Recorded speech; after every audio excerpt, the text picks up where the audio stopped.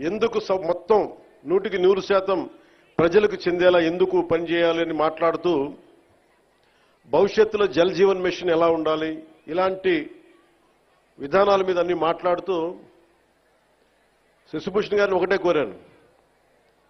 మేము 10 సంవత్సరాల పైన దశాబ్దంగా మాకు రాష్ట్రం లేకుండా పోయింది, రాజధాని లేకుండా పోయింది. అందుకని మేము కమిటెడ్గా ఉన్నాం. మేము ఇలాంటి రాష్ట్రానికి నేను మీ నుంచి కోరుకుంది ఒకటే,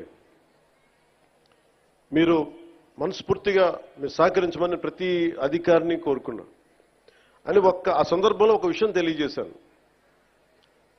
అది కూడా ఎందుకైందంటే అంత 2 రోజుల ముందే కడపలో, ఉమ్మడి కడప ప్రస్తుతం అన్నమయ్య జిల్లాలో ఒక ఎంపీడీఓ మీద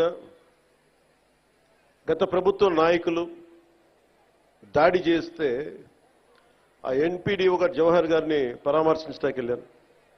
వెళ్ళి వారితో మాట్లాడా, వారికి ధైర్యం చెప్పాం. ఆ నేపథ్యంలో నేను శశిభూషణ్ గారికి ఏం తెలియజేశానంటే, నేను ఎందుకు ఇంత తపన పడతానంటే సార్, మా నాన్న నాకు అధికారులంటే మీరు నమ్ముతారో లేదో నాకు తెలియదు, ఇది నేను శశిభూషణ్ గారికి చెప్పాను. మా నాన్న ఒక పోలీస్ కానిస్టేబుల్గా ఉద్యోగం ప్రారంభించిన మా నాన్న ఒక అసిస్టెంట్ ఎక్సైజ్ సూపరింటెండెంట్గా రిటైర్డ్ అయ్యారు సార్. ఇది ఆంధ్రప్రదేశ్ ప్రభుత్వం జీతాలతోటి బతికిన కుటుంబాలు మాయి. నేను రుణం తీర్చుకోవాలి నా ఆంధ్రాకి, నా దేశంకి రుణం తీర్చుకోవాలి. ఎందుకంటే ఇంత కోట్ల మంది ప్రజలు ట్యాక్సులు కట్టి మా నాన్న ఉద్యోగం చేసే డబ్బులు వస్తే ఆ డబ్బులతో పెరిగిన, ఆ జీతంతో పెరిగినోడిని, నేను రుణగ్రస్తుని ఈ నేలకి. అందువల్ల ఎంపీడీఓ గారి మీద దాడి జరిగితే నేను ఒకటే అనుకున్నాను సార్, మా నాన్న ఒక ప్రభుత్వ ఉద్యోగి, మా నాన్న మీద దాడి జరిగితే ఒక కొడుకు ఎలా స్పందిస్తాడు, అలా స్పందించే సార్ ఎంపీడీఓ గారి మీద దాడి చేస్తే. దానికి ఓట్ల కోసం కాదు, దాంట్లో భవిష్యత్తు ఎలా ఉంటుందని నేను ఎప్పుడు పెట్టుకోలే, లెక్కలు లేవు నాకు, లెక్కలు పెట్టుకొని ఏమీ చేయను.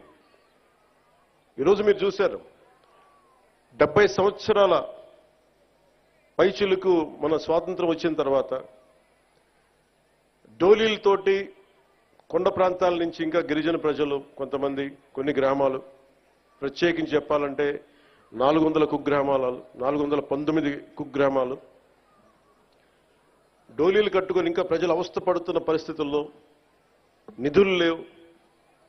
గత ప్రభుత్వం ఇష్టానుసారంగా టాయిలెట్లకి 2 కోట్లు 3 కోట్లు ఖర్చు పెట్టుకున్నారు, బాత్రూమ్స్కి 500 కోట్లు పెట్టి ప్యాలెస్లు కట్టుకున్నారు, ఇష్టారాజ్యంగా చేశారు. రంగులు వేయడానికి కొన్ని 100 కోట్లు, రంగులు తీయడానికి 100 కోట్లు, 1000 కోట్లు దుర్వినియోగం చేశారు. ఇలాంటి పరిస్థితుల్లో, డబ్బు రాని పరిస్థితుల్లో కూడా, డబ్బులు లేని కటకట అంటున్న పరిస్థితుల్లో కూడా గౌరవ ముఖ్యమంత్రి గారి దృష్టికి, నారా చంద్రబాబు నాయుడు గారికి దృష్టికి తీసుకెళ్తే నేను చెప్పాను, ఇట్లా ఇబ్బందిగా ఉన్నాయి సార్ అక్కడ, పాపం చాలా కష్టంగా ఉందంటే ఆయన పెద్ద మనసుతోటి ఒక 39 కోట్లు శాంక్షన్ చేశారు.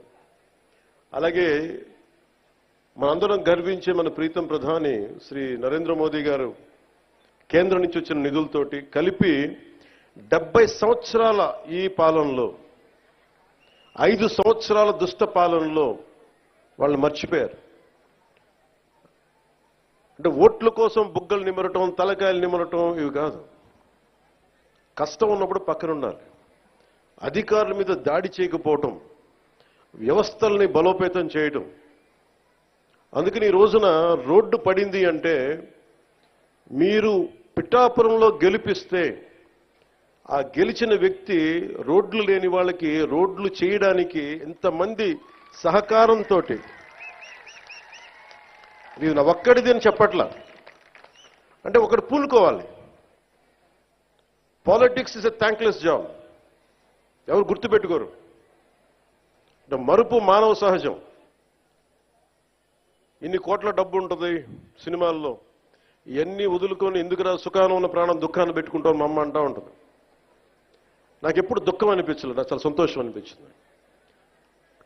చెప్పులు లేకుండా మట్టిలో నడిస్తే రోడ్లు